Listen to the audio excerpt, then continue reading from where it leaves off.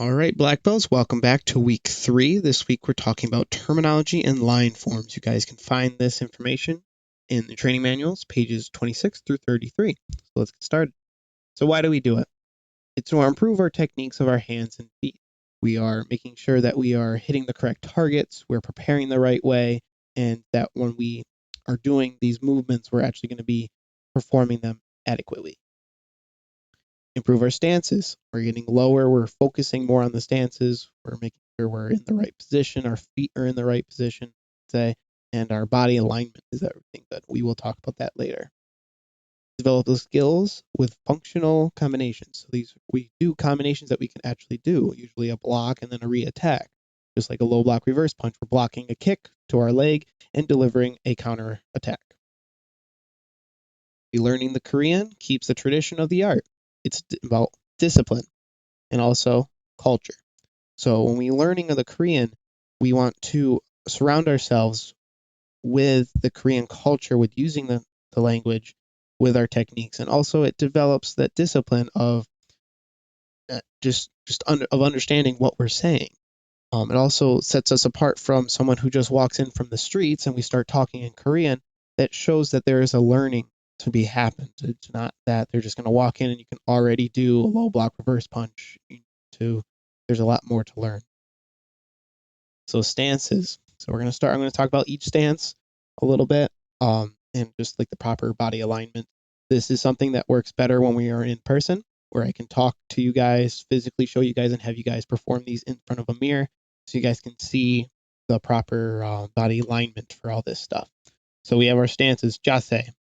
So the first thing we have our chumbi, which is ready stance, or chumbi jase is another way of saying it.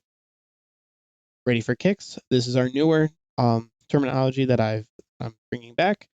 In our manual is balchagi chumbi jase, ready for kicks, basically a fighting stance. Front/leaning stance, so chongul jase.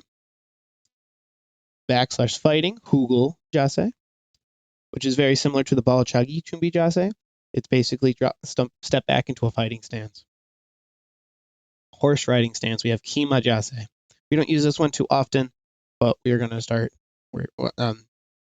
noticing the difference between kima jase and also our side stance, sakura jase, which is like an open horse riding stance. So a horse stance, we have our toes straight forward. Side stance, we have our feet out at a slight ankles. Next, we have our cat stance. I don't have a Korean term for this one. There probably is one, but I don't believe it's in the manual. So we just call it a cat stance. It's kind of an in-between between a side stance and a back stance. It's where both feet are flat and your body is, it's almost like a fighting stance in a way, but it's a little bit deeper than a fighting stance. Then we have our reverse leaning stance, was our shay. In black belts, we call that shay. It is not in the manual. I don't know why it's not in the manual. I mean, we say shay hadan sudamaki for a low leaning stance, low knife hand block. So I'm believing that the term for that stance would be a shay. Key elements to look for in stances. So this is when you guys are actually helping with class. Look at the feet alignment. Make sure that they're either flat or on the ball of the foot. They're straight forward, or they could be 45 degrees or 90 degrees. So like 90 degrees would be like that perfect right angle, like in a fighting stance or in a back stance. 45 degrees would be like that, the side stances where we have our hands kind of, the feet a little off to the sides, and then straight forward would be like the front foot of a front stance or a back stance.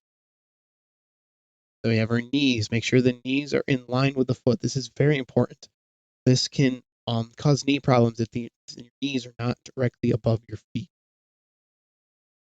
Is it a slight bend or is it a full bend? So a slight bend, all our stances should have a slight bend. We should never be fully locked out. Front stances are a little bit of a little bit of an exception for this. In the front stance, we should pay almost locked out that back leg for that stability. But there's like back stance, we should have more of a bend in the legs, both legs. Okay, and then front stance, the front leg would be a full bend. We're really bent. It's almost like a whole 90-degree bend in the knee. The trunk and hips/spine should be forward or sideways. We should not have too much of a twist going on. I know we twist to develop power, but again, too much twist in one direction could also cause back problems. So we want to make either one be straightforward or we're facing sideways, like in a fighting stance. And the back is straight, like I said, with the whole like protecting our back. We don't want to be lunged forward when doing fronts or doing our front stances or any type of stance. We want to make sure everything is straight up and down, and what's called a neutral spine. So everything is straight. Our all the vertebrae in our spine are stacked up on top of each other, so that it keeps us in upright position and also protects our back. Our shoulders, same thing with kind of like the trunk, is they're either forward or they're sideways. Forward is usually when they're for like front stances into a low block, we should be straight forward. Fighting stance, we're a little bit more sideways. And our head is always facing where we're going. We never do anything without looking unless it's specific, like we're doing two moves at once. Like for black belts, we have the Yangsu Kapguan Konkyak, is when we spread our arms apart. The backhand, yes, that's a blind attack, but our main focus is straightforward. And the head is also pulled back. So this goes along with the forward leaning. Make sure the head is back, tucking the chin. We don't want the head being forward. We want it to be pulled back. This also goes with posture, especially sitting in front of a computer. People tend to do this with their neck. So we got to try to keep everything upright and help that posture, and so we don't get neck pain. All right, so some general techniques, just going through the Korean. We have block, which is maki. Attack, konkyak. Attack is usually like attack or strike, punch. Those are our konkyaks. Kick, chagi. Chundan is center. Hadan is low. Sandan is high. Again, I'm just going through these as a good refresher. Jump is idan. Really, if we think of what idan is, if we think, okay, what do we know what's also idan? Oh, second degree black belt. So second degree. So idan really means second level. So when we say idan, we're really meaning the next hardest version of that. So like an idan up chagi. The next hardest version of a front kick is a jump front kick or a skipping side kick. So that's why we use the term idan. So it means second level, or in most cases, the jump or skip. Side kick, we have yup chagi, or I should say just yup. It's for like side stance, or side block. Yup maki, or yup chagi for side kick. Back to turning is our dui. Chop open hand is sudo, much like Tang sudo, open hand. That's where it comes from. Okay, so some more key elements for you guys to look for doing these helping in class. Hand alignment. Make sure the knuckles are straight with the forearm, and then we're not doing any wrist turning. First two knuckles in line with the forearm, and the fingers and thumb are together. I don't want to see donuts. Thumb is tucked to the side of the fist, never inside. Okay, so we never see this. You guys can see that. Always underneath, always. And also make sure that the thumb is not doing this, like sticking out like that, because if they punch, they could hit their thumb. Make sure they tuck it underneath. The elbow, never fully locked out, slight bend. We never want to lock out our arm. You can hear it. Ooh, I got a crack. You never want to lock out our arm. It's going to hurt yourself. Shoulders, relaxed and even. We don't want to see cockeyed like this or like this. Okay? We want them dropped, released, relaxed. Okay? Easier said than done. Kicks. All right? No flat foot. No flat foot. How much I've seen that. No flat foot. If they're doing a front kick, make sure they're hitting with the ball of the foot and it's a strong foot. This is something that takes time to develop. Kids do not understand the whole I need to make my foot tense. They don't understand that. Over time they will figure it out, but try to just get them to ease into it, like having them focus the ball of the foot, and then naturally the foot will become tense.